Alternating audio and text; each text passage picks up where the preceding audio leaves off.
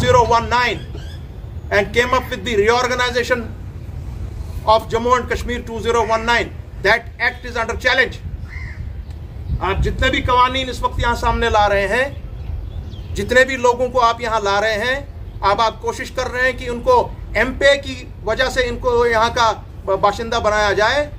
आपने करीब 30 लाख लोगों को जो डोमिसाइल सर्टिफिकेट्स के तहत आपने उनको जम्मू में ज़्यादा कोशिश की है बहाल करने की। हालांकि यहाँ के लोगों को, जम्मू के या कश्मीर के लोगों को कोई आपत्ति नहीं है इसमें कि अगर बाहर से कोई आदमी यहाँ पर अपनी रोजी रोटी कमाए, वो लोग हमारे इस सराखों पर। मगर आप कोशिश करें कि आप किसी तरीके से उनमें से कुछ लोगों को आप यहाँ पे, और एक बड़ी तादाद में, लाखों की तादाद में उनको आप यहाँ का एक परमानेंट सिटीजन बनाएं। That is not acceptable to people of Jammu as well as Kashmir and as well as Ladakh. आज शुक्र है कि आज जम्मू का वासी भी आवाज उठा रहा है कि बढ़िया आगे 370 और 35 से पर हम साथ हैं। आज हम समझ गए कि ये कश्मीर स्पेसिफिक और मुस्लिम स्पेसिफिक नहीं है। This is for every citizen of Jammu Kashmir and Ladakh, चाहे वो हिंदू है, मुसलमान है, सिख है, ईसाई है, बौद्ध है, कश्मीरी पंडित है, पहाड़ी है, गुजर है, बकरवाल है। ये आज मान गए बात। ये काम किया है हम सब ने मिलकर, अकेले पार्टीज की लेवल पर और पीएचडी के लेवल पर, और ये काम जारी रहेगा और इंशाल्लाह इसको मंतकी अंजाम पर हम पहुंचाएंगे। करने निकले हैं वो 370 को पहले हमारे साथ चलने को तैयार ही नहीं थे। मैं नाम लिए बगैर उन लोगों को भी याद दिलाना चाहता हूं कि आप वही लोग हैं जब मैंने आपसे कहा था 2018 में, जब 77th अमेंडमेंट और 103 अमेंडमेंट पर हमने सुप्रीम कोर्ट के सामने आवाज लगाई कि आप गलत कर रहे हैं, इससे 370 और 35 पर फर्क असर पड़ता है, आप हमारे साथ खड़े हो जाएं। हमारे पास वसाइल नहीं है उतने कि हम सुप्रीम कोर्ट के सामने खड़े हों।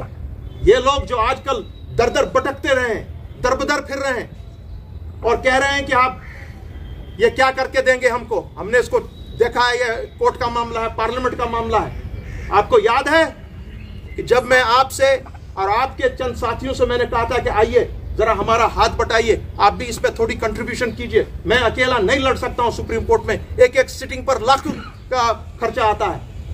कोई सामने नहीं आया, भाग गए। और फिर हमको पता लगा कि ये इसलिए भागे क्योंकि इनका मामला ऑलरेडी जुड़ा हुआ था मरकजी सरकार के साथ। कश्मीर को अपने साथ ले लिया।